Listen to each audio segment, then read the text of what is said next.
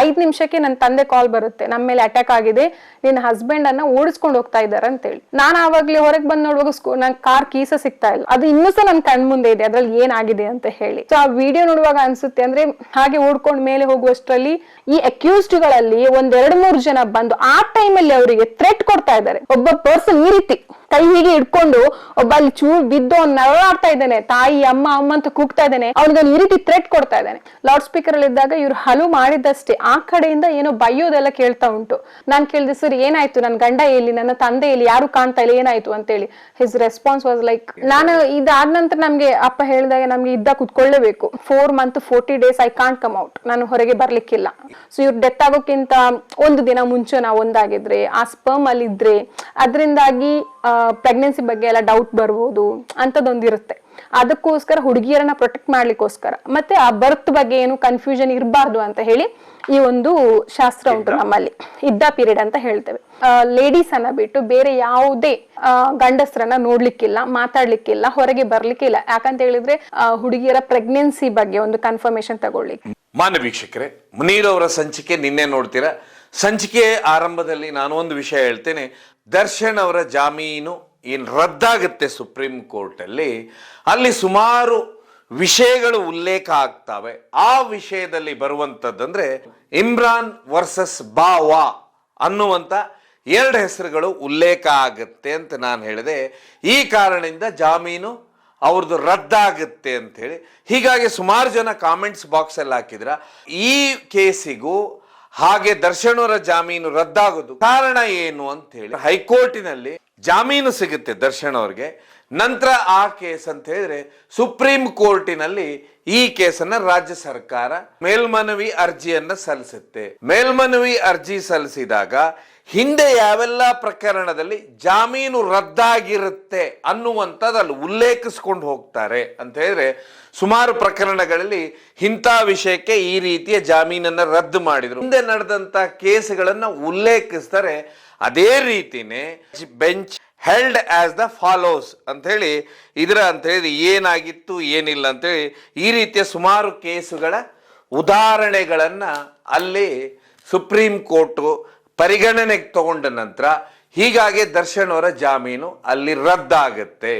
So ಇದು ಅವರಿಗೆ ಈ ಕೇಸಿಗೆ ದರ್ಶನ್ ಅವರ ಜಾಮೀನು ರದ್ದಾಗುವುದಕ್ಕೆ ಸುಮಾರು ಜನ ಕೇಳಿದ್ರೆ ಏನು ಇರ್ಬೋದು ಅಂತೇಳಿ ಇಲ್ಲಿ ಬರುವಂತದ್ದು ಅಂತ ಹೇಳಿದ್ರೆ, ಹಿಂದೆ ಈ ಘಟನೆ 2020ರಲ್ಲಿ ನಮ್ಮ ರಾಜ್ಯದಲ್ಲಿ ನಡೆದಂತ ಏನು ಈ ಒಂದು ಭೀಕರ ದಾಳಿ ಇತ್ತು, ಇದು ಮುಂದೆ ಸುಪ್ರೀಂ ಕೋರ್ಟ್ ಅಲ್ಲಿ ಯಾವ ರೀತಿ ಇವೆಲ್ಲ ವಿಷಯಗಳನ್ನು ಇಟ್ಕೊಂಡು ಅಲ್ಲಿ ಅವರ ಜಾಮೀನು ರದ್ದಾಗುತ್ತೆ. ಇದರಲ್ಲಿ ಇದ್ದಂತಹ 10 ಜನರದ್ದು ಅದೇ ರೀತಿನೇ ಆ ಜಾಮೀನು ರದ್ದಾದಂತ ಉದಾಹರಣೆಯಾಗಿ ರಾಜ್ಯ ಸರ್ಕಾರ ಸುಪ್ರೀಂ ಕೋರ್ಟಿಗೆ ಈ ಜಾಮೀನು ಯಾಕೆ ರದ್ದು ಮಾಡಬೇಕನ್ನೋ ಉದಾಹರಣೆಗಳನ್ನ ಸಲ್ಲಿಸಿದಾಗ ಅದರಲ್ಲಿ ಈ ವಿಷಯನ್ನ ಅವರು ಅದರಲ್ಲಿ ಉಲ್ಲೇಖಿಸಿರ್ತಾರೆ. ಅದೇ ಕಾರಣದಿಂದ ದರ್ಶನ್ ಅವರ ಜಾಮೀನು ರದ್ದಿಗೆ ಇದೂ ಒಂದು ಕಾರಣ ಆಗುತ್ತೆ. ಇನ್ನು ಸುಮಾರು ಕಾರಣಗಳಿದೆ, ಅದರಲ್ಲಿ ಇದು ಒಂದು ಕಾರಣ ಆಗಿರುತ್ತೆ. ನಿನ್ನೆ ನೀವೆಲ್ಲ ಏನು ಪ್ರಶ್ನೆ ಕೇಳಿದ್ರ ಅದಕ್ಕೆ ಯಾವ ರೀತಿ ಎಲ್ಲರಿಗೂ ಇದು ಕನ್ಫ್ಯೂಸ್ ಆಗಿತ್ತು. ಹೀಗಾಗಿ ಅಲ್ಲಿ ಯಾಕೆ ಜಾಮೀನು ಅಂದ್ರೆ ಜಾಮೀನು ಕೊಡೋ ಹೊತ್ತಿಗೆ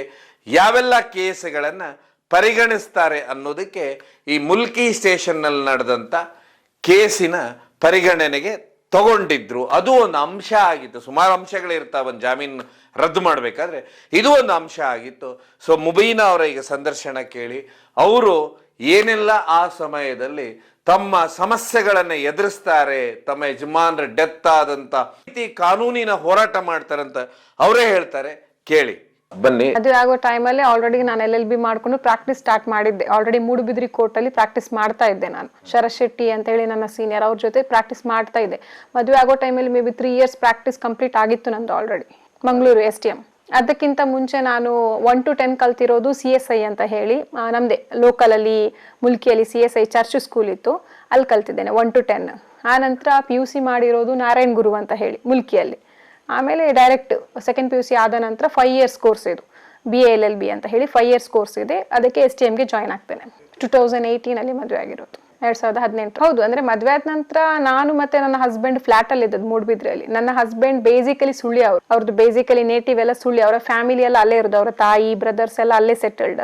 ಇವ್ರು ಮಾತ್ರ ಗೋಲ್ಡ್ ಶಾಪ್ ಅಲ್ಲಿ ವರ್ಕ್ ಮಾಡ್ತಾ ಇದ್ದ ಕಾರಣ ಇವರು ಮೂಡುಬಿದ್ರೆಯಲ್ಲಿ ಸೆಟ್ಲ್ ಆಗಿದ್ರು. ಸೊ ಮೂಡುಬಿದ್ರೆಯಲ್ಲಿ ಇದ್ರು ಇವರು. ಹಾಗೆ ನಾನು ಆಫ್ಟರ್ ಮ್ಯಾರೇಜ್ ನಾನು ಮತ್ತೆ ಹಸ್ಬೆಂಡ್ ಇಬ್ಬರೇ ಇದ್ದದ್ದು ಫ್ಲಾಟ್ ಅಲ್ಲಿ ಮೂಡುಬಿದ್ರೆಯಲ್ಲಿ. ನಾನು ಅಲ್ಲೇ ಪ್ರಾಕ್ಟೀಸ್ ಮಾಡ್ಕೊಂಡಿದ್ದೆ, ಅವ್ರು ಅಲ್ಲೇ ಜಾಬ್ ಮಾಡ್ಕೊಂಡಿದ್ದು. ಸೊ ಇಬ್ರು ಅಲ್ಲೇ ಇದ್ದದ್ದು. ಮನೆಗೆ ಬರೋದು ಸ್ವಲ್ಪ ಕಡಿಮೆನೇ ಇತ್ತು ನಮ್ದು, ಅಷ್ಟು ಜಾಸ್ತಿ ನಾವು ಮನೆ ಕಡೆ ತಂದೆ ಮನೆಗೆ ಅಷ್ಟು ಬರ್ತಾ ಇರ್ಲಿಲ್ಲ. ಸೊ ನಾವಿಬ್ರು ಅಲ್ಲೇ ಫ್ಲಾಟ್ ಅಲ್ಲಿ ಇದ್ದದ್ದು. ಮತ್ತೆ ಅಪ್ಪಂದೆಲ್ಲ ಗೊತ್ತಿತ್ತು ಮುಂಚಿಂದ. ಅಪ್ಪ ನಾನೀಗ ಸಣ್ಣದ್ರಿಂದ ನೋಡಿದ್ದೆ, ಅಪ್ಪ ರಾಜಕೀಯವಾಗಿ ತುಂಬಾ ಅಂದ್ರೆ ಆ ಕೆಲ್ಸದಕ್ಕೆಲ್ಲ ಹೋಗ್ತಾ ಇದ್ರು, ಸ್ವಲ್ಪ ಎಲ್ಲರ ಜೊತೆ ಮಾಡ್ತಾ ಇದ್ರು, ಅದು ಗೊತ್ತಿತ್ತು ನನಗೆ. ಅವಾಗ ಈ ರೀತಿ ಸಣ್ಣ ಪುಟ್ಟದೆಲ್ಲ ಬರೋದು ಹೋಗೋದು ಆಗ್ತಾ ಇತ್ತು. ಬಟ್ ಈ ಮಟ್ಟಿಗೆ ಆಗೋದು ಯಾರು ಎಕ್ಸ್ಪೆಕ್ಟ್ ಮಾಡಿದ್ದೇ ಇಲ್ಲ. ಅವತ್ತು ನಾವು ಮೂಡುಬಿದ್ರಿ ನನ್ನ ಫ್ಲಾಟ್ ಅಲ್ಲೇ ಇದ್ವಿ. ಈವನ್ ನನ್ನ ತಂದೆ ನನ್ನ ತಾಯಿ ಎಲ್ಲರೂ ಸಹ ಮೂಡುಬಿದ್ರಿ. ಯಾಕಂತ ಹೇಳಿದ್ರೆ ನನಗೆ ಅವಾಗ ಡೆಲಿವರಿ ಆಗಿತ್ತು. ನಾನು ಜಾಬ್ ಮಾಡೋ ಕಾರಣ ನನಗೆ ಮಗುವ ನೋಡಿ ಕಷ್ಟ ಆಗುತ್ತೆ ಅಂತ ಹೇಳಿ ನನ್ನ ತಂದೆ ಮತ್ತೆ ಮನೆಯವ್ರು ಏನ್ ಮಾಡಿದ್ದಾರೆ, ಅವರ ಸ್ವಂತ ಮನೆ ಮುಲ್ಕಿ ಇದ್ರು ಸಹ ಮೂಡುಬಿದ್ರಿಯಲ್ಲಿ ಅವ್ರು ಏನ್ ಮಾಡಿದ್ದಾರೆ, ರೆಂಟಿಗೆ ಮನೆ ತಗೊಂಡು ಕುತ್ಕೊಂಡಿದ್ರು ನನ್ಗೆ ಹೆಲ್ಪ್ ಆಗ್ಲಿ ಅಂತ. ನಾನು ಕೋಟಿಗೆ ಹೋಗೋ ಟೈಮಲ್ಲಿ ಮಗುವನ್ನ ಅವ್ರ ಹತ್ರ ಬಿಟ್ಟು ಹೋಗ್ತಾ ಇದ್ದೆ. ಸೊ ಆ ಟೈಮಲ್ಲಿ ಅವ್ರು ಅಲ್ಲೇ ಇದ್ರು. ನನ್ನ ಫ್ಯಾಮಿಲಿಯವರ ಮನೆಯಲ್ಲಿ ಒಂದು ಫಂಕ್ಷನ್ ಇದ್ದ ಕಾರಣ ಅವ್ರು ಇನ್ವೈಟ್ ಮಾಡಿದಕ್ಕೋಸ್ಕರ ನಾವೆಲ್ಲ ಒಟ್ಟಿಗೆ ಹೊರಟು ಬಂದದ್ದು ಮೂಡುಬಿದ್ರಿಯಿಂದ ಮುಲ್ಕಿಗೆ. ಆಕ್ಚುಲಿ ಕೆರೆಕಾಡು ಅಂತ ಊರಲ್ಲಿ ಇದ್ದದ್ದು, ಮುಲ್ಕಿ ಹತ್ರ ಕೆರೆಕಾಡು, ಅಲ್ಲಿ ಇದ್ದದ್ದು ಫಂಕ್ಷನ್. ಅಲ್ಲಿಗೆ ಅಂತ ನಾವು ಬಂದಿರೋದು. ನಾವು ಅಲ್ಲಿ ಬಂದು ನಾವು ಫಂಕ್ಷನ್ ಮನೆಯಲ್ಲೇ ಇದ್ವಿ. ಅದ್ರ ಮಿಡ್ಲಲ್ಲಿ ಏನಾಯ್ತು, ನನ್ನ ಹಸ್ಬೆಂಡ್ಗೆ ಅವರ ಕಾರ್ ತೊಳಿಬೇಕಿತ್ತು. ಅವರು ಅದ್ರ ಎಡೆಯಲ್ಲಿ ಒಂದು ಕಾರ್ ರೀಸೇಲ್ ಮಾಡೋ ಕೆಲಸ ಮಾಡ್ತಾ ಇದ್ರು. 2-3 ಗಾಡಿ ಇತ್ತು ಅವತ್ತೇನೋ ಸೇಲಿಗಿತ್ತು ಅದು. ಸೊ ಒಂದು ಎರ್ಟಿಗಾ ಕಾರ್ ಇತ್ತು ಅವ್ರ ಕೈಯಲ್ಲಿ. ಇದನ್ನ ಸ್ವಲ್ಪ ವಾಶ್ ಮಾಡುವ, ನೋಡ್ಲಿಕ್ಕೆ ಬರ್ತಾರ ಅಂತ ಹೇಳಿದ್ರು. ನಮ್ಮ ಮನೆಯಲ್ಲೇ ಹತ್ರ ಅಲ್ವಾ, ನಿಮ್ಮ ಮನೆಗೆ ಹೋಗುವ ಅಂತ ಹೇಳಿದ್ರು. ಆ ಕಾರಣಕ್ಕೋಸ್ಕರ ನಾವು ಮನೆಗೆ ಬಂದಿರೋದು. ಮನೆಗೆ ಬಂದು ನನ್ನ ಹಸ್ಬೆಂಡ್ ನಾನು ನನ್ನ ಮನೆಯಲ್ಲೇ ಇದ್ವಿ, ನನ್ನ ತಾಯಿ ಮನೆಯಲ್ಲೇ ಇದ್ವಿ. ಅಲ್ಲಿ ಇವರು ಗಾಡಿ ವಾಶ್ ಮಾಡ್ತಾ ಇದ್ರು, ನಾನು ಅಲ್ಲೇ ಕುತ್ಕೊಂಡಿದ್ದೆ ಅವ್ರ ಜೊತೆ ಹೊರಗೆ. ಮತ್ತೆ ಇವ್ರ ತಂದೆ ಯಾವಾಗ್ಲೇ ಹೋಗಿದ್ರು, ತಂದೆ ಮತ್ತೆ ನನ್ನ ಬ್ರದರ್, ಇನ್ನೊಬ್ಬ ಇಮ್ರಾನ್ ಅಂತ ಹೇಳಿ ನನ್ನ ಕಸಿನ್. ಇವ್ರು 3 ಕಾರಲ್ಲಿ ಬ್ಯಾಂಕಿಗೆ ಬರ್ತೇನೆ ಅಂತ ಹೇಳಿ ಹೋಗಿದ್ದಾರೆ. ಅದ್ರ ಹತ್ರ ನನ್ನ ಹಸ್ಬೆಂಡ್ ಕೇಳಿದಾರೆ ಎಲ್ಲಿ ಹೋಗಿದ್ದಾರೆ ಅಂತ ಹೇಳಿ. ನಾನು ಹೇಳಿದಾರೆ ಈ ರೀತಿ ಹೊರಗೆ ಹೋಗಿದ್ದಾರೆ ಅಂತ. ಆ ಮಿಡ್ಲಲ್ಲಿ ನನ್ನ ತಮ್ಮಂದಿಂದ 2-3 ಮೆಸೇಜ್ ಬಂದಿತ್ತು ವಾಟ್ಸಪ್ ಅಲ್ಲಿ. ಏನೋ ಒಂದು ಗಾಡಿದು ಫೋಟೋ ಎಲ್ಲ ಕಳ್ಸಿದ್ದ. ಅದಕ್ಕೆ ಹೇಳಿದ್ರು ನಿನ್ನ ತಮ್ಮ ಏನೋ ಮೆಸೇಜ್ ಮಾಡಿದಾನೆ. ಮೆಸೇಜ್ ಓಪನ್ ಮಾಡಿದ್ರು, ಕಾಲ್ ಕೊಟ್ರು ನನ್ನ ತಮ್ಮನಿಗೆ. ಅವನ ಹತ್ರ ಕುತ್ಕೊಂಡಿದ್ದೀನಿ, ಇದೇ ರೀತಿ ಸೋಪದಲ್ಲಿ ಹತ್ರ ಕುತ್ಕೊಂಡಿದ್ದೇವೆ. ಕಾಲ್ ಕೊಟ್ರು ತಮ್ಮನಿಗೆ. ಕಾಲ್ ಕೊಟ್ಟು ಲೌಡ್ ಸ್ಪೀಕರ್ ಅಲ್ಲಿ ಇತ್ತು. ಲೌಡ್ ಸ್ಪೀಕರ್ ಅಲ್ಲಿ ಇದ್ದಾಗ ಇವ್ರು ಹಲು ಮಾಡಿದಷ್ಟೇ ಆ ಕಡೆಯಿಂದ ಏನೋ ಬೈಯೋದೆಲ್ಲ ಕೇಳ್ತಾ ಉಂಟು. ಅವಾಗ ಇವ್ರು ಕೇಳಿದ್ರೆ ಏನಾಯ್ತು ಅಂತ ಹೇಳಿ. ನನ್ನ ತಮ್ಮ ಏನು ಹೇಳಿಲ್ಲ, ನಮ್ಮ ಮೇಲಿಗೆ ಅಟ್ಯಾಕ್ ಆಗ್ತಾ ಇದೆ ಬಾವ, ನೀವು ಬೇಗ ಬನ್ನಿ ಅಂತ ಹೇಳಿದ ಅಷ್ಟೇ. ಅದನ್ನ ಕೇಳಿದ ತಕ್ಷಣ ಫೋನ್ ಕಟ್ ಮಾಡ್ತಾರೆ. ಇವ್ರು ಆವಾಗ್ಲೇ ಗಡಿಬಿಡಿಯಲ್ಲಿ ಇವ್ರು ಏನ್ ಮಾಡ್ತಾರೆ, ಕಾರಲ್ಲೂ ಹೋಗಲ್ಲ, ಮನೇಲಿ ಒಂದು ಸ್ಕೂಟರ್ ಇತ್ತು, ಅದ್ರಲ್ಲಿ ನಾನೇ ಹೋಗಿ ಚೆಕ್ ಮಾಡ್ತೇನೆ, ಇದ್ರಲ್ಲಿ ಇಷ್ಟೇ ಪೆಟ್ರೋಲ್ ಇರೋದು, ನೀವು ಎಲ್ಲಿವರೆಗೆ ಹೋಗ್ತೀರಾ ಅಂತ ಹೇಳಿ. ಹೋದ್ರೆ ಮುಲ್ಕಿವರೆಗೆ ಹೋಗ್ಬೋದು, ಯಾಕೆ ಓಡ್ತೀರಾ ಅಂತ ಹೇಳಿ. ಬಟ್ ಅವ್ರು ಕೇಳಲೇ ಇಲ್ಲ. ಅರ್ಜೆಂಟ್ ಅಲ್ಲಿ ಶರ್ಟ್ ಬಟನ್ ಹಾಕೊಂಡು ನಾನು ಮುಂದೆನೆ ಹೋಗಿದ್ದಾರೆ ಸ್ಕೂಟ್ರಲ್ಲಿ ಹೋದವರು ಆ ಸ್ಪಾಟ್ಗೆ ಹೇಗೆ ಮುಟ್ಟಿದ್ರು ಏನು ಎತ್ತ ಏನು ಗೊತ್ತಿಲ್ಲ. ಅವ್ರು ಹೋಗಿ ಒಂದು 5 ನಿಮಿಷಕ್ಕೆ ನನ್ನ ತಂದೆ ಕಾಲ್ ಬರುತ್ತೆ, ನಮ್ಮ ಮೇಲೆ ಅಟ್ಯಾಕ್ ಆಗಿದೆ, ನಿನ್ನ ಹಸ್ಬೆಂಡ್ ಅನ್ನ ಓಡಿಸ್ಕೊಂಡು ಹೋಗ್ತಾ ಇದ್ದಾರೆ ಅಂತ ಹೇಳಿ. ನಾನು ಆವಾಗ್ಲೇ ಹೊರಗೆ ಬಂದು ನೋಡುವಾಗ ನನ್ ಕಾರ್ ಕೀಸ ಸಿಗ್ತಾ ಇಲ್ಲ. ಹಾಗೆ ಓಡ್ಕೊಂಡು ಮೇಲೆ ಹೋಗುವಷ್ಟರಲ್ಲಿ ನಾನು ಹೇಳಿದೆ ಅಪ್ಪನ ಜೊತೆ ಹೋಗಿದ್ದ ಆ ಹುಡುಗ ಇಮ್ರಾನ್ ಅಂತ ಹೇಳಿ, ಅವನ್ ಬಂದಿದ್ದಾನೆ ರಿಕ್ಷಾದಲ್ಲಿ. ಬಂದು ಈ ರೀತಿ ಆಯ್ತು ಅಂತ ಹೇಳಿದ. ನಾನು ಅವನ ಜೊತೆ ಕುತ್ಕೊಂಡು ರಿಕ್ಷಾದಲ್ಲಿ ಹೋಗುವಷ್ಟರಲ್ಲಿ, ನಾನು ಸ್ಪಾಟಿಗೆ ರೀಚ್ ಆಗುವಷ್ಟರಲ್ಲಿ ಸ್ಪಾಟ್ ಅಲ್ಲಿ ಯಾರು ಇಲ್ಲ, ಎಲ್ಲ ಮುಗ್ದಿದೆ, ಎಲ್ಲ ಹೋಗಿ ಆಗಿದೆ. ನಾನು ಆನಂತರ ಏನ್ ಮಾಡಿದೆ, ಅಲ್ಲಿಂದ ಡೈರೆಕ್ಟ್ ಗೌರ್ಮೆಂಟ್ ಹಾಸ್ಪಿಟಲ್ಗೆ ಬಂದೆ. ಡೆಫಿನೆಟ್ ಆಗಿ ಅಲ್ಲೇ ಇರ್ತಾರಂತೇಳಿ ಗೌರ್ಮೆಂಟ್ ಹಾಸ್ಪಿಟಲ್ ಅಲ್ಲಿ ನಾನು ರೀಚ್ ಆಗುವಾಗ ಮುಲ್ಕಿದು ಸಬ್ ಇನ್ಸ್ಪೆಕ್ಟರ್ ಇದ್ದಾರೆ, ಒಬ್ರೆ, ಬೇರೆ ಯಾರು ಇಲ್ಲ. ನಾನ್ ಕೇಳಿದೆ ಸರ್ ಏನಾಯ್ತು, ನನ್ನ ಗಂಡ ಎಲ್ಲಿ, ನನ್ನ ತಂದೆ ಎಲ್ಲಿ, ಯಾರು ಕಾಣ್ತಾ ಇಲ್ಲ, ಏನಾಯ್ತು ಅಂತೇಳಿ. ಹಿಸ್ ರೆಸ್ಪಾನ್ಸ್ ವಾಸ್ ಲೈಕ್, ಅವ್ರಿಗೆ ಏನೂ ಗೊತ್ತಿಲ್ಲ, ಅಷ್ಟು ದೊಡ್ಡ ಇನ್ಸಿಡೆಂಟ್ ಆಗಿದೆ, ಅವ್ರಿಗೆ ಏನೂ ಗೊತ್ತಿಲ್ಲದೆ ಇರೋರ್ ತರ ಮಾತಾಡ್ತಾ ಇದ್ದಾರೆ. ಅಲ್ಲಿಂದ ಸೀದಾ ವಾಪಸ್ ನಾನು ಮತ್ತೆ ಅವ್ರನ್ನ ಏನಾದ್ರು ಹಾಸ್ಪಿಟಲ್ ಹೋಗಿರ್ಬೋದು ಮುಖ ಅಂತ ಹೇಳಿ ರಿಕ್ಷಾದಲ್ಲಿ ಬರುವಷ್ಟರಲ್ಲಿ, ನಾನು ಹಾಸ್ಪಿಟಲ್ಗೆ ರಿಕ್ಷಾದಲ್ಲೇ ಮುಟ್ಟೋದು. ಅಲ್ಲಿ ಹೋಗಿ ನೋಡುವಷ್ಟರಲ್ಲಿ ಅಲ್ಲಿ ಸಹ ಇರುವುದಿಲ್ಲ, ಬಟ್ ಜನ ಇದ್ರು. ಅಲ್ಲಿಂದ ಏಜೆ ಕರ್ಕೊಂಡು ಹೋಗಿದ್ದಾರೆ ಅಂತ, ತಮ್ಮನನ್ನ ಅಂತ ಹೇಳಿದ್ರು. ಸೊ ಆ ನಂತರ ಅಲ್ಲಿಂದ ಮತ್ತೆ ಅಲ್ಲಿ ನನ್ನನ್ನ ಎಲ್ಲರೂ ತುಂಬಾ, ನೀನ್ ಮನೆಗೆ ಹೋಗು, ನೀನ್ ಮನೆ, ಮೇ ಬಿ ಎಲ್ಲರಿಗೂ ಆಗ ವಿಷಯ ಗೊತ್ತಾಗಿತ್ತು, ನನ್ಗೆ ಒಬ್ಳಿಗೆ ಹೇಳಿರ್ಲಿಲ್ಲ, ನೀನ್ ಮನೆಗೆ ಹೋಗು ಅಂತ ಹೇಳಿ. ಬಟ್ ನಾನು ಕೇಳಲಿಲ್ಲ ಯಾರ ಮಾತು. ನನ್ನನ್ನು ಯಾಕೆ ಮನೆ ಕಳಿಸ್ತಾ ಇದ್ದೀರಾ, ನಾನ್ ಬರ್ತೇನೆ ಅಂತೇಳಿ ನಾನೇ ಡ್ರೈವ್ ಮಾಡ್ಲಿಕ್ಕೆ ಹೋದೆ. ಅಪ್ಪನ ಫ್ರೆಂಡ್ ಒಬ್ರು ಬಂದು ನೀನ್ ಮಾಡ್ಬೇಡ, ನಾನು ಕರ್ಕೊಂಡು ಹೋಗ್ತೇನೆ ಅಂತ ಅವ್ರು ಕುತ್ಕೊಂಡು ನನ್ನನ್ನ ಏಜ್ ಹಾಸ್ಪಿಟಲ್ ಕರ್ಕೊಂಡು ಹೋಗ್ತಾರೆ. ನನ್ಗೆ ಇವರೆಲ್ಲ ವಿಷಯ ಹೇಳುವಾಗ ಮೇ ಬಿ ರಾತ್ರಿ 11 ಗಂಟೆ ಏನೋ ಆಗಿದೆ, ಯಾರು ವಿಷಯ ತಿಳಿಸೇ ಇರ್ಲಿಲ್ಲ ನನಗೆ ಅಷ್ಟು. ಆ ಆಸ್ಪತ್ರೆಗೆ ನಾನು ಮುಟ್ಟುವಾಗ ಮೇ ಬಿ ಒಂದು 6 o'clock ಎಲ್ಲ ಆಗಿರ್ಬೋದು, ನಾನು ಟೈಮ್ ನೋಡಿಲ್ಲ. ಬಟ್ ಹೊರಗೆ ಇದು ನೋಡುವಾಗ ಒಂದು 6-6:30 ಆ ರೀತಿ ಒಂದು ಕತ್ಲು ಆ ಟೈಮ್ ಆಗಿತ್ತು. ಸೊ ನನ್ಗೆ ವಿಷಯ ಗೊತ್ತಿಲ್ಲ ಅವ್ರು ಎಲ್ಲಿದ್ರು. ನಾನು ಅಲ್ಲಿ ಹೋದಾಗ ಸಹ ನಾನು ಕೇಳಿದ್ದೆ, ನನ್ಗೆ ಹೋದದ್ ಗೊತ್ತುಂಟಲ್ವಾ. ಸೊ ಅಲ್ಲಿ ಅವರಿಗೆ ಅಟ್ಯಾಕ್ ಆಗಿರ್ಬಹುದು ಅಂತ ಹೇಳಿ ಒಂದು ಆಲೋಚನೆ ಸಹ ಇರ್ಲಿಲ್ಲ. ಅಂದ್ರೆ ಅಟ್ಯಾಕ್ ಮಾಡ್ಲಿಕ್ಕೆ ಬಂದ್ರೆ ಇವ್ರಿಗೆ ಬರ್ಬೋದು, ಇವ್ರ ಊರ್ನವ್ರು, ಇವ್ರಿಗೆ ಗಲಾಟೆ ಆಗಿರ್ಬೋದು, ಹಸ್ಬೆಂಡ್ ಅದ್ರಲ್ಲಿ ಇನ್ವಾಲ್ವ್ಮೆಂಟ್ ಇರ್ತಾರಂತ ಅನ್ಕೊಂಡೇ ಇಲ್ಲ ನಾನು. ಸೊ ಹಸ್ಬೆಂಡ್ ಬಗ್ಗೆ ನಾನು ಜಸ್ಟ್ ಕೇಳ್ತಾನೆ ಇದ್ದೆ ಅವ್ರ ಜೊತೆ, ಹಸ್ಬೆಂಡ್ ಅಲ್ಲಿ ಎಲ್ಲರೂ ಸಹ ಇಲ್ಲಿದ್ದಾರೆ ಅಲ್ಲಿದ್ದಾರೆ ಅದೇ ರೀತಿ ಅಷ್ಟೇ ಹೇಳ್ತಾ ಇದ್ರು. ಮತ್ತೆ ಸ್ವಲ್ಪ ಅವ್ರಿಗೆ ಪೆಟ್ಟು ಬಿದ್ದಿದೆ ಅಂತ ಗೊತ್ತಾಯ್ತು. ಅಷ್ಟರಲ್ಲಿ ಅಪ್ಪನ ಫ್ರೆಂಡ್ ಐವನ್ ಡಿಸೋಜ್ ಅಂಕಲ್ ಅವ್ರು ಅಲ್ಲಿ ಬಂದಿದ್ರು. ಅವ್ರು ನನ್ನನ್ನ ಒಳಗ್ ಕಳ್ಸಿದ್ರು, ಅಪ್ಪನನ್ನ ಮತ್ತೆ ಬ್ರದರ್ ಅನ್ನ ನೋಡ್ಲಿಕ್ಕೆ ಅಂತ ಹೇಳಿ. ಇವ್ರಿಬ್ರನ್ನ ನೋಡುವಾಗ ಸಹ ನಾನು ಅಲ್ಲಿ ಸಹ ಹಸ್ಬೆಂಡ್ ಅನ್ನ ಕೇಳ್ದೆ, ನನ್ನ ಹಸ್ಬೆಂಡ್ ಎಲ್ಲಿ ಅಂತ ಹೇಳಿ. ಅವಾಗ ಒಂದು ಡಾಕ್ಟರ್ ಹೇಳಿದ್ರು, ಏನಿಲ್ಲ ಅವ್ರಿಗೆ ಸ್ವಲ್ಪ ಸರ್ಜರಿ ಕರ್ಕೊಂಡು ಹೋದ್ರು ಅಂತ. ಅವಾಗ ಸಹ ನನ್ನ ಜೊತೆ ಸುಳ್ಳೇ ಹೇಳಿದ್ದಾರೆ. ಯಾರು ಸಹ ನನಗೆ ಆ ಹೊತ್ತಲ್ಲೂ ಸಹ ಸತ್ಯ ಹೇಳಿರ್ಲಿಲ್ಲ. ನಾನು ಅದ್ರಲ್ಲೇ ಇದ್ದೆ, ಮೇ ಬಿ ಒಳಗೆ ಎಲ್ಲೋ ಏನೋ ಸಣ್ಣ ಗಾಯ ಆಗಿರ್ಬೋದು ಅಂತ.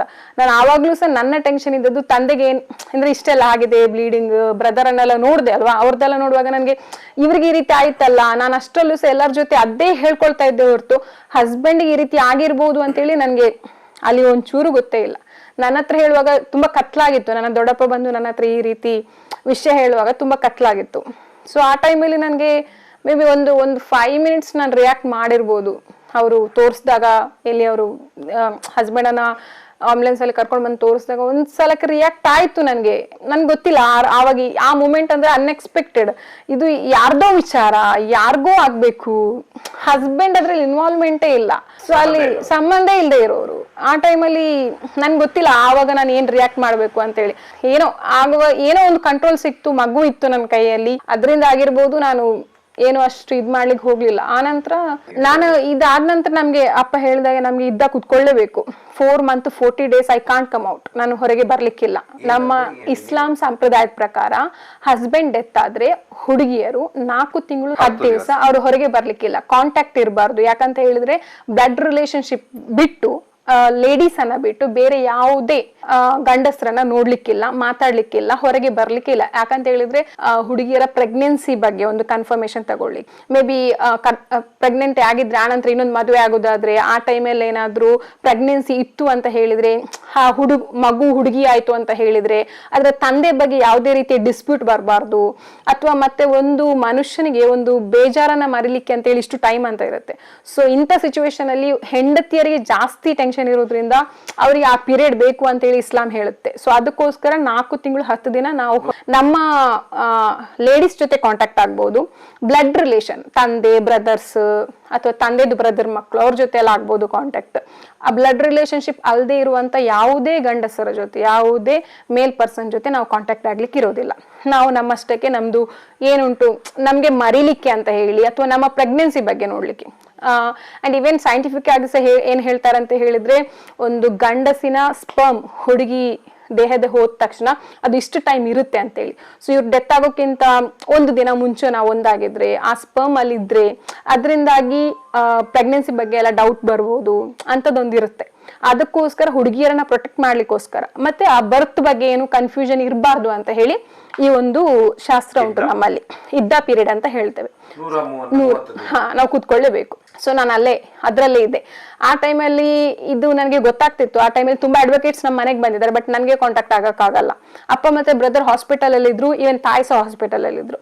ನನ್ನ ದೊಡ್ಡಪ್ಪ ಅವ್ರನ್ನೆಲ್ಲ ಮೀಟ್ ಆಗಿದ್ದಾರೆ, ಎಲ್ಲ ಹೇಳಿದ್ದಾರೆ ನಿಮ್ಗೆ ಸಪೋರ್ಟ್ ಮಾಡ್ತೇವೆ, ನೀವ್ ಏನಿದ್ರು ಸಹ ನಮ್ಮ ಹತ್ರ ಹೇಳಿ ಅಂತೆಲ್ಲ ಹೇಳ್ತಾ ಇದ್ರು. ಕೆಲವು ಮೆಸೇಜ್ ಮಾಡ್ತಾ ಇದ್ರು ವಾಟ್ಸಪ್ ಅಲ್ಲೆಲ್ಲ. ಬಟ್ ಮಿಡ್ಲಲ್ಲಿ ಯಾವಾಗ ಈ ಬೇಲ್ ಆಯ್ತು ಅಂತ ಗೊತ್ತಾಯ್ತು ನಂಗೆ ತುಂಬಾ ಶಾಕ್ ಆಯ್ತು. ಮರ್ಡರ್ ಕೇಸಲ್ಲಿ ಇಷ್ಟು ಬೇಗ ಬೇಲ್ ಅಂತ ಹೇಳಿದ್ರೆ, ನಾನು ಆಸ್ ಅಡ್ವೊಕೇಟ್ ಹೇಗೆ ಕೇಳಿದೆ, ಮರ್ಡರ್ ಕೇಸ್ ಬೇಗಕ್ಕೆ ಬೇಲ್ ಆಗಲ್ಲ ಅಂತೆಲ್ಲ ಕೇಳಿ ವಿದಿನ್ 3 months ಅಲ್ಲಿ A1 ಅಕ್ಯೂಸ್ಡ್ ಕೊಟ್ಟಿದ್ದಾರೆ. ಅಂಡ್ ಅವನ ತಂದೆ A6 ಗೆ ಆಂಟಿಸಿಪೇಟರಿ ಬೇಲ್, A8 ಗೆ ಮತ್ತೆ ಬೇಲ್ ಕೊಡುತ್ತೆ. ಅದು 3 ಜನಕ್ಕೂ ಬೇಲ್ ಆಯ್ತು ಅಂತ ಹೇಳುವಾಗ ನಂಗೆ ತುಂಬಾ ಶಾಕ್ ಆಗಿತ್ತು. ಅಂಡ್ 3 ಜನಕ್ಕೆ ಆಯ್ತು ಅಂತ ಹೇಳಿದ್ಮೇಲೆ ಮತ್ತೆ ಸೆಷನ್ ಕೋರ್ಟ್ ನೋಡೋದೇ ಇಲ್ಲ ಅಲ್ವಾ. ಹೈಕೋರ್ಟ್ ಬೇಲ್ ಕೊಟ್ಟಿದೆ ಅಂತ ಹೇಳಿದ್ರೆ ಮತ್ತೆ ಇವ್ರು ನೋಡಕ್ಕೆ ಹೋಗಲ್ಲ, ಏನ್ ಅವ್ರ ರೋಲು ಅದು ಇದು ಏನು ನೋಡ್ಲೇ ಇಲ್ಲ, ಎಲ್ಲರಿಗೂ ಬೇಲ್ ಕೊಟ್ಬಿಟ್ಟಿತ್ತು.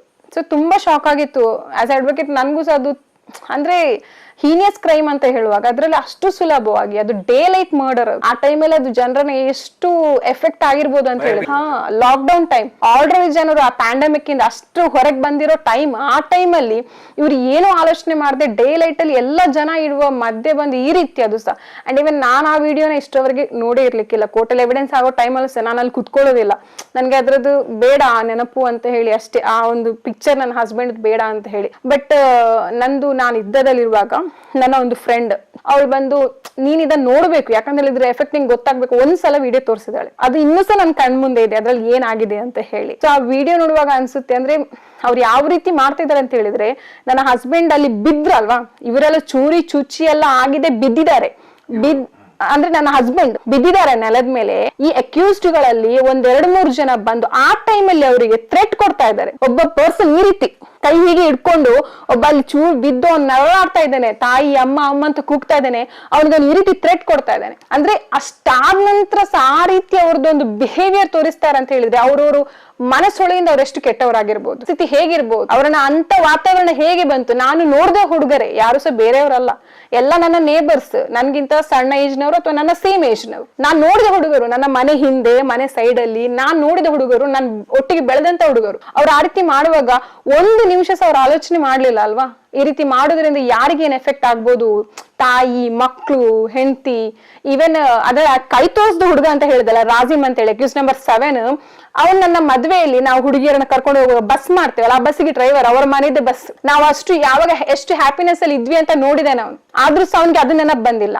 ಈ ಹಕೀಮ್ ಯಾರು ಇಷ್ಟಕ್ಕೆಲ್ಲ ಸಪೋರ್ಟ್ ಮಾಡ್ದ, ಅವ್ನ್ ನೇಬರ್ ಅಲ್ಲಿ ಇದು, ಅವ್ನ ತಂದೆ ಆಗ್ಲಿ ಅಲ್ಲಿ ಇದ್ರಲ್ವಾ, ಅವರಿಗೆ ಎಷ್ಟೊತ್ತಿತ್ತು ಅಂದ್ರೆ ಅವರು ಹೋಟೆಲ್ ಅಲ್ಲಿ ಕೆಲಸ ಮಾಡುವ ಹುಡುಗರಲ್ವಾ, ಅವ್ರಿಗೆ ಎಷ್ಟೊತ್ತಿತ್ತು ಅದನ್ನ ತಡಿಲಿಕ್ಕೆ. ನೀವ್ ಇವರನ್ನ ಬಿಡ್ರೆ, ಇವರಿದ್ರೆ ಯಾಕೆ ಬಿದ್ದಿದ್ದೀರಾ, ಇವ್ ನಮ್ಮ ಊರಿನ ಅಳಿಯ ಅಲ್ವಾ, ಇವನಿಗೆ ಯಾಕೆ ಬಿದ್ದಿದ್ದೀರಾ ಅಂತ ತಪ್ಕೊಂಡು ಇಟ್ಕೊಂಡಿದ್ರೆ ಏನಾಗ್ತಿತ್ತು ಅವ್ರು ಬಿಟ್ಟು ಹೋಗ್ತಾ ಇರ್ಲಿಲ್ವಾ, ಅವ್ರ ಮೇಲೆ ಅಟ್ಯಾಕ್ ಮಾಡ್ತಾ ಇದ್ರ, ಇಲ್ಲ ಅಲ್ವಾ, ಅದ್ ಜಸ್ಟ್ ಒಂದ್ ಮೂಮೆಂಟ್ ಅಲ್ವಾ, ಅವ್ರಿಗೆ ಮಾಡ್ಬೋದಿತ್ತಲ್ವಾ, ಅವ್ರು ಅದನ್ನ ಮಾಡಿಲ್ಲ. ಉಳ್ದವ್ರಾದ್ರೂ ಸಹ ಇರ್ಲಿ, ಯಾಕೆ ಇವನ್ ಹಿಂದೆ ನಾವ್ ಯಾಕೆ ಹೋಗ್ಬೇಕು, ಇವನ್ ನಮ್ಮ ಊರಿನ ಹುಡುಗ ಅಲ್ಲ ಅಲ್ವಾ, ನಮ್ಮ ದ್ವೇಷ ಇವ್ರದ್ದು ಇವ್ರ ಮೇಲೆ ಅಲ್ವಾ, ಯಾಕೆ ಹೋಗ್ಬೇಕು ಅಂತ ಅನ್ಕೊಳ್ಬೋದಿತ್ತಲ್ಲ, ಅನ್ಕೊಳ್ಳಿಲ್ಲ. ಯಾಕಂತ ಹೇಳಿ ಒಂದೇ ಒಂದ್ ಮೂಮೆಂಟ್, ಈ ಇನ್ಸಿಡೆಂಟ್ ಗಿಂತ ಒಂದು 1 month 15 days ಬ್ಯಾಕ್ ಅಪ್ಪನ ಮೇಲೆ ಅಟ್ಯಾಕ್ ಆದಾಗ ನನ್ನ ಹಸ್ಬೆಂಡ್ ಮನೇಲಿದ್ದ ಕಾರಣ ಆ ಅಟ್ಯಾಕ್ ಅನ್ನ ನೋಡಿ ಅವ್ರು ಮಾಡಿದ ರಿಯಾಕ್ಷನ್ ಕೊಟ್ರಲ್ವಾ, ಆ ಮೂಮೆಂಟ್ ಅಲ್ಲಿ ಅವ್ರು ರಿಯಾಕ್ಷನ್ ಕೊಟ್ಟು ಡೆಫಿನೆಟ್ ಆಗಿ ಅವರ ಮಾವನಿಗೆ ಅಟ್ಯಾಕ್ ಆಗಿದೆ, ಅವರ ಬ್ರದರ್ ಇನ್ಲಾಗೆ ಒಂದು 15 days ಮುಂಚೆ ಅಟ್ಯಾಕ್ ಆಗಿತ್ತು, ಅದನ್ನ ಅವ್ರ ಕಣ್ಣಾರೆ ನೋಡ್ತಾರೆ, ಪೊಲೀಸ್ನವರಲ್ಲಿ ಇರುವ ಟೈಮ್ ಅಲ್ಲಿ ಎಲ್ಲ ಜೋರ್ ಮಾತಾಡ್ತಿದ್ದಾರೆ. ಆ ದಾಟ್ ಮೂಮೆಂಟ್ ಅಲ್ಲಿ ಇವ್ರು ಏನ್ ಮಾಡಿದ್ದಾರೆ, ಒಂದ್ಸಲ ದೂಡಿದ್ದಾರೆ, ಹಕೀಮ್ ನನ್ಗೆ ಯಾಕೆ ಮಾಡ್ತಿದ್ಯಾ ಅಂತ ಹೇಳಿ. ನನ್ನ ಹಸ್ಬೆಂಡ್ ಆಟೋಮೆಟಿಕ್ ಆಗಿ ಅವ್ರು ಸ್ವಲ್ಪ ಗಟ್ಟಿ ಮುಟ್ಟಿದ್ರು, ಜಿಮ್ ಎಲ್ಲ ಹೋಗ್ತಾ ಇದ್ರು, ಸ್ವಲ್ಪ ಅವರ ದೇಹ ಎಲ್ಲ ಅದೇ ರೀತಿ ಇತ್ತು. ಸೊ ಆ ಮೂಮೆಂಟ್ಗೆ ರಿಯಾಕ್ಟ್ ಮಾಡಿ, ಒಂದೇ ಒಂದು ರೀಸನ್, ಆ ಮೂಮೆಂಟ್ಗೆ ರಿಯಾಕ್ಟ್ ಮಾಡಿದ್ದಲ್ವಾ, ಆವಾಗ್ಲಿ ಇಡೀ ಊರ್ನ ಆ ಹುಡುಗರು ಯಾರಲ್ಲ ಅಲ್ಲಿದ್ರು ಅವ್ರ ಕಣ್ಣು ಬಿದ್ದಿದ್ದೆ ಹಸ್ಬೆಂಡ್ ಮೇಲೆ. ಹೊರಗಿಂದ ಬಂದ ಹುಡುಗ ಹೇಗೆ ನಮ್ಮ ಮೇಲೆ ಬಿದ್ದ ಅಂತ ಹೇಳಿ ಅವ್ರ ಮೈಂಡ್ ಅಲ್ಲಿ ಇತ್ತು. ಸೊ ಅದಾದ ನಂತರ ಈ ಅಟ್ಯಾಕ್ ಟೈಮ್ ಅಲ್ಲಿ ಹಸ್ಬೆಂಡ್ ಬಂದ್ರು, ರಿಯಾಕ್ಟ್ ಮಾಡಿದ್ರು. ಡೆಫಿನೆಟ್ ಆಗಿ ಇವರು ಇಬ್ಬರಿಗೆ ಅಟ್ಯಾಕ್ ಆಗಿತ್ತು, ರಿಯಾಕ್ಟ್ ಮಾಡಿದ್ರು. ಅವ್ರಿಗೂ ಏನ್ ಅನ್ಸುತ್ತು, ಇನ್ನು ಇವನನ್ನ ಬಿಟ್ರೆ ಇವನ್ ನಮ್ಮ ಮೇಲೆ ಬೀಳ್ತಾನಂತೇಳಿ, ಅದಕ್ಕೋಸ್ಕರ ಹಸ್ಬೆಂಡ್ ಹಿಂದೆ ಬಿದ್ರು. ಅಂದ್ರೆ ಅವನ ಜೀವ ಹೋಗ್ತಾ ಇದೆ, ನಳವಾಡ್ತಾ ಇದ್ದಾನೆ, ಅವಳಿಗೆ ಎದ್ದೇಳಿಕೆ ಆಗ್ತಾ ಇಲ್ಲ. ಆ ಟೈಮಲ್ಲಿಯೂ ಕೂಡ ಪುನಃ ಹೋಗುವ ಟೈಮಲ್ಲಿ ಅವರು ಅಟ್ಯಾಕ್ ಮಾಡಿ ಹೋಗುವ ಟೈಮಲ್ಲಿ ಬೆದರಿಕೆ ಆಗ್ತಾರೆ. ಈ ತರ ಅದು CCTV ಅಲ್ಲಿ ಬಂದಿದೆ. ಆ ಸ್ಪಾಟ್ ಅಲ್ಲಿ ಡೆಫಿನೆಟ್ ಆಗಿ ರಿಯಾಕ್ಷನ್ ತುಂಬಾ ಬಂದಿತ್ತು. ಯಾಕಂತ ಹೇಳಿದ್ರೆ ಒಂದು ನಮ್ಮ ಊರಿಗೆ ಬಂದಾಗಿರೋದು, ಇವರು ಸುಳ್ಳೆದವ್ರು, ನಾನು ಹೇಳಿದೆ ಬೇಸಿಕಲಿ. ಸೊ ಅವರ family reaction you can understand definite ಆಗಿ. ಅಂಡ್ ಅದು ಜಸ್ಟಿಫಿಯೇಬಲ್. ಅವ್ರಿಗೆ ಅನ್ಸುತ್ತೆ ಮದುವೆಗೆ 2 ವರ್ಷ ಆಗಿದೆ, ಮದುವೆ ಆದ ತಕ್ಷಣ ಇವನ್ ಹೋಗಿ ಇವನ ಮಾವನನ್ನ ಹೆಲ್ಪ್ ಮಾಡ್ಲಿಕ್ಕೆ ಹೋಗಿ ಡೆತ್ ಆಗಿದ್ದಾನೆ ಅಂತ ಹೇಳಿದ್ರೆ ಅವ್ರದ್ದು ರಿಯಾಕ್ಷನ್ ಯು ಕ್ಯಾನ್ ಅಂಡರ್ಸ್ಟ್ಯಾಂಡ್. ಎಲ್ಲ ದಾಳಿ ಮಾಡಿದಂತವ್ರು ನಿಮ್ಮ ಮದುವೆಗೆ ಬಂದವರೇ ಇದ್ರೆ? ಎಲ್ಲ ಖಂಡಿತ ಎಲ್ಲಾರು ಸಹ. ವಫಾ ಅಂತ Wafa A2 accused and Mustafa A8 and 10 9 and 10 ಈ 4 ಜನ ನಮ್ಗೇನು ಪರಿಚಯನೂ ಅಲ್ಲ, ಅಷ್ಟು ಗೊತ್ತೂ ಇಲ್ಲ, ಅವ್ರ ಜೊತೆ ನಮ್ದೇನು ಅಷ್ಟು ಭೇಟಿ ಏನು ಇಲ್ಲ.